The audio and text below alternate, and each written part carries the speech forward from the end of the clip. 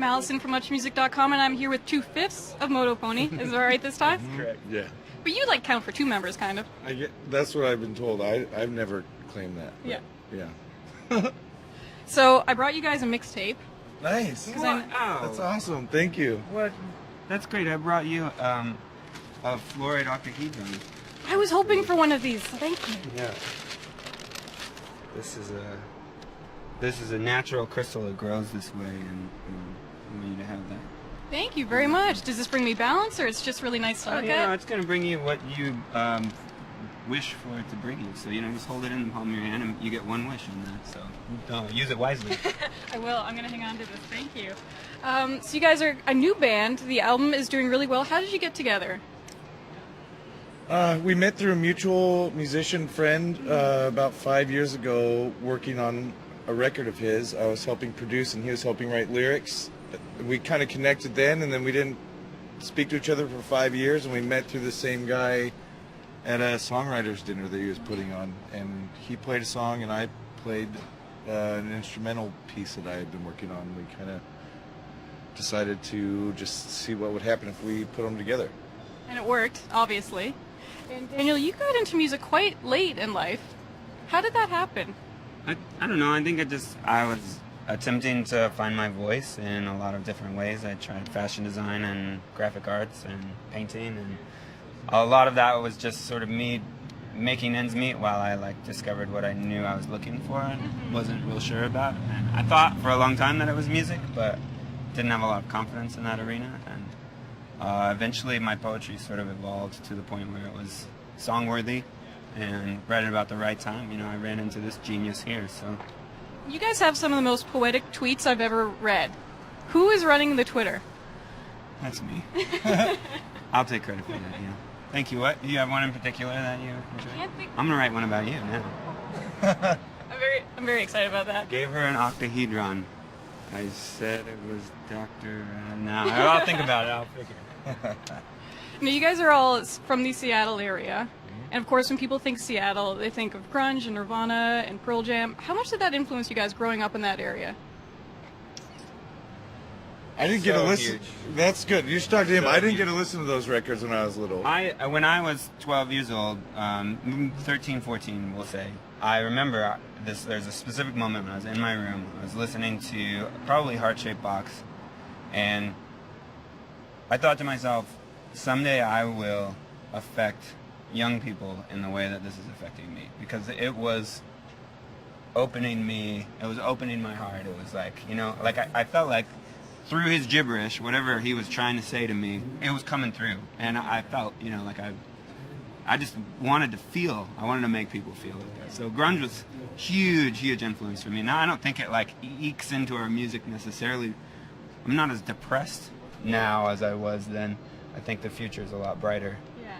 But And what's the Seattle scene like now? Because I think people still think about the 90s when they think of Seattle. There's so much coming out of there right now. I mean, there's this new soul that's coming out. There's some people that you would look at and never realize have these pipes and these amazing voices. There's a guy named Alan Stone, and there's a band called Pickwick. I feel like there's a lot of soul coming out of there, and a lot of really good folk music. Campfire OK was one of our favorites. Tony Kevin Jr. should definitely be checked out. Gosh, my friends are going to kill me about it. So much great folk music is coming out. I mean, obviously, the Fleet Foxes and Head and the Heart are doing really well for themselves in the States right now, probably around the world at this point. So. Yeah. And you guys have been on tour. How do you feel that you've been received in other cities that might not know you as well as Seattle? I think it's been going well. I mean, we've played some places we've never been, and our first times there, maybe not as many people as we would hope would come out, but everybody that's been there has become a diehard fan that we'll probably know for the rest of our lives. Totally. But then there's the shows like New York and LA where, we are selling the place out, and it's a thrill because it's well, who are we, we're just a couple of guys from the Northwest, and then you get that random show in Pittsburgh. We played to this full room of really excited people. It's one of the best shows that we've gotten to do on this tour. So it's sort of here and there. It's an odd roll of the dice every night. And I love this, that's nice. The dice goes into my next question about Vegas. King of Diamonds. It's such a calming song. It's a beautiful song. And then I thought it was so interesting that it was contrasted with Vegas, which is so overwhelming and so many visuals. Why did you decide to shoot there? The director that we hired to do the video is named Josh Forbes, and we chose him because he wanted to portray the beauty of human life in a really kind of sad and dramatic way. And I don't think there's any place in the world like Las Vegas where you have all of these people just doing their thing as hard as they can do it. And whether that's dressing up like Pee Wee Herman or like running around in a bunny costume, like everyone is there just making it happen. And it's actually kind of sad. And I think the song is sort of just about looking for that piece of yourself and that part of your life, like that's going to bring you happiness. And I think that really is what Vegas kind of represents to me, is this search for the unobtainable. Are you guys are on tour. Are you shooting anything right now, or do you know what the next single will be? Seer will be coming out next, and hopefully we'll be shooting a video soon for that. So Can you tell us anything about the video? we don't know anything about it. We're just in that. We just started talking about how we're going to start pushing that song. So. Yeah. And you guys have a sound that's... I read somewhere that you covered Arcade Fire at an event a few months ago, and I thought it was such an interesting band to compare you to, because you both have a very niche sound that's also very mainstream and can really go either way.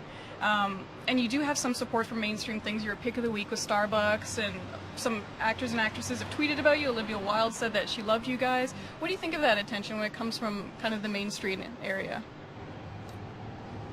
Is it all good? Oh, of Yeah, course. it's all good. They say no press is bad press, and we're not.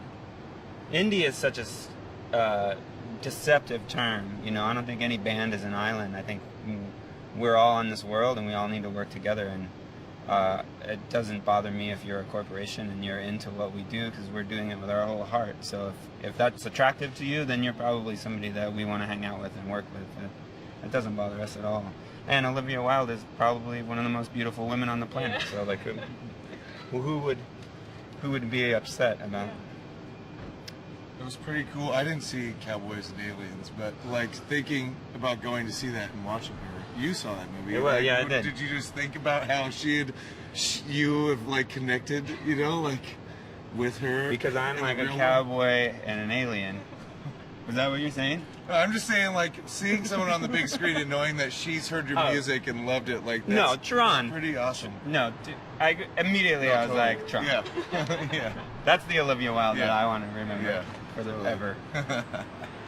The album has a very timeless quality to it. It can really kind of be from any era. There's some electronic components that give it away a little bit, but I thought most things you hear today, it's, okay, that was from 2011, that was from 95. Did you guys consciously try to make an album that would stand the test of time, or that's just the music you made? I think aesthetically, the way all the sounds and everything are, that's just kind of how it came out, because that's probably, I mean, I've loved music from all decades, you know, and it just kind of all came out because this was a huge debut, and I wanted to just put everything that I love into it. So I think that's probably why it sounds like it spans time, just because there's so much good stuff from way back to all just recently. We don't limit ourselves in what we're allowed to watch or enjoy, so it's not trying to sound like now, it's just trying to be what it is. Yeah. Does the band share similar musical influences? Yeah, I think so. Yeah.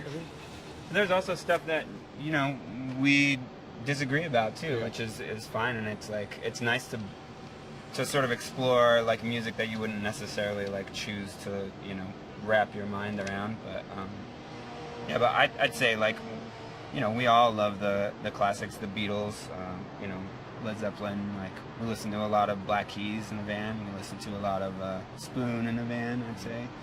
A lot of Daft Punk too. We get into French electro a lot. Is that why you're excited about Tron too? That was That was oh awesome. my gosh, that was probably the movie of our decade. I don't know. I haven't seen anything that cool in a while, and as far as just a spectacle and like just something to get excited about from your teenage boy, Yeah. Well, you guys are on tour now. What's next for Motopony? Well, we get to go home for a week and then come back out and hit the road again, and then we're taking the winter off to rein in some new songs and hopefully start putting another album together. Yeah. Good. We'll come back when the new album comes out for sure.